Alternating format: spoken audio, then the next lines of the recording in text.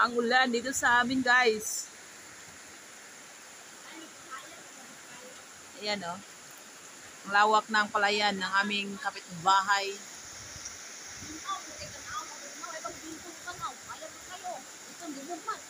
Oh. Nakalakas ng ulan. Pareha lang ng cellphone.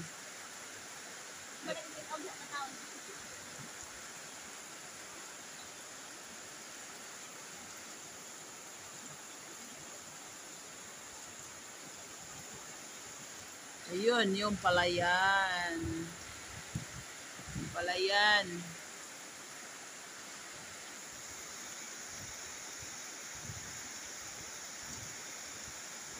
Kahapon, mga ka-Guners, hindi umuulan. Pero ngayon, umuulan.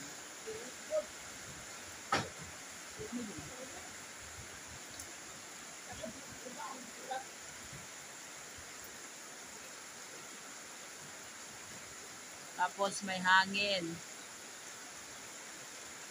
Hindi naman masyadong malakas ang hangin. Pero yung ulan, yun, nakikita nyo, yun, no?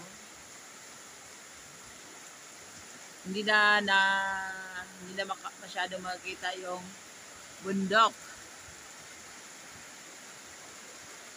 Ayun, ang tanim na ampalaya.